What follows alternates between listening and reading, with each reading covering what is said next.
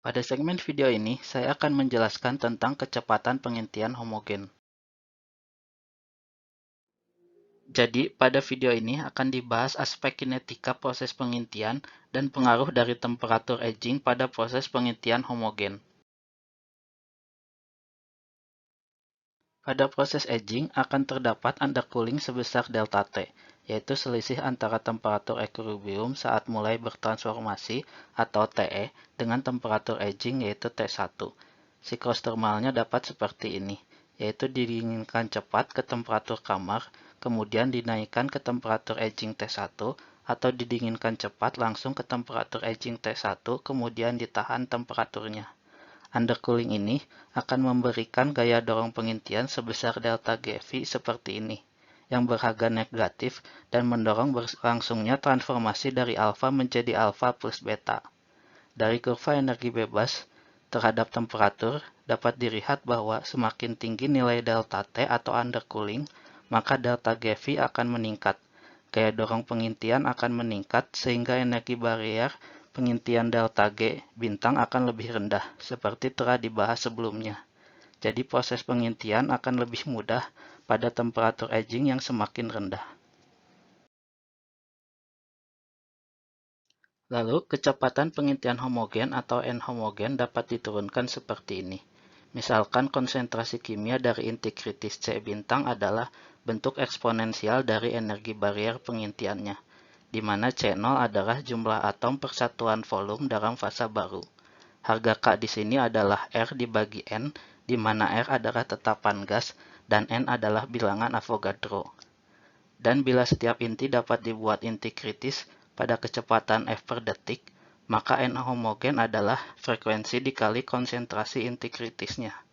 Bila energi aktivasi untuk perpindahan atom adalah delta Gm, atau energi bebas atom untuk bermigrasi, maka F dapat dituliskan dalam bentuk eksponensial dari delta Gm, di mana omega adalah faktor yang melibatkan frekuensi getaran atom-atom dan luas inti kritisnya. Sehingga persamaan kecepatan pengintian homogen adalah seperti ini, akan memiliki dua bentuk eksponensial. Dan faktor utama yang mengontrol delta G bintang adalah gaya dorong pengendapan atau delta GV sesuai dengan persamaan ini.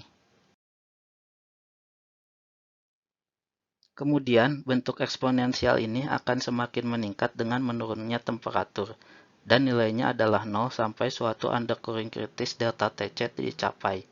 Jadi bentuk ini adalah aspek termodinamikanya, di mana pengintian akan lebih mudah pada temperatur aging yang lebih rendah. Sehingga bentuk kurvanya akan seperti ini. Ini temperatur equilibriumnya, dan akan ada delta T, C atau undercooling kritis tertentu untuk dapat memulai pengintian. Dan bentuk ini semakin meningkat dengan menurunnya temperatur. Bentuk eksponensial yang lainnya adalah ekspresi untuk mobilitas atom, yaitu berdasarkan aspek kinetikanya, semakin tinggi temperatur maka mobilitas atau pergerakan atom akan semakin tinggi, sehingga kurvanya akan seperti ini. Kecepatan pengintiannya yaitu hasil perkalian dua bentuk eksponensialnya, akan seperti ini, di mana terdapat nilai N homogen maksimum pada temperatur pertengahan atau pada undercooling yang sedang. Pada undercooling yang rendah atau temperatur aging yang tinggi, difusinya akan cepat, tetapi pengintiannya akan lebih susah sehingga kecepatan pengintiannya rendah. Kemudian pada undercooling yang tinggi atau temperatur aging yang terlalu rendah, pengintiannya lebih mudah, tetapi difusinya lambat sehingga kecepatan pengintiannya akan rendah juga. Inilah alasan mengapa kurva TTT atau CCT akan berbentuk seperti NOS atau membentuk huruf C, di mana terdapat temperatur aging tertentu yang memberikan kecepatan pengintian tertinggi. Ini adalah contoh kurva TTT dari pembentukan fasa-fasa endapan transisi pada paduan ALCU, di mana pembentukan fasa transisi bergantung pada temperatur agingnya. Pada temperatur aging yang tinggi, pengintian lebih sulit sehingga tidak terbentuk semua fasa-fasa transisi, tetapi waktu untuk pengintian fasa-fasa transisi penguat delta aksen relatif cepat. Sedangkan pada temperatur aging yang rendah, pengintian lebih mudah dan akan terbentuk semua fasa-fasa transisi, tetapi waktu untuk pengintian fasa-fasa transisi penguat delta aksen relatif lama karena difusinya rendah. Sekian segmen video kali ini, semoga Anda dapat memahaminya dengan baik. Terima kasih atas perhatiannya dan selalu jaga kesehatan Anda.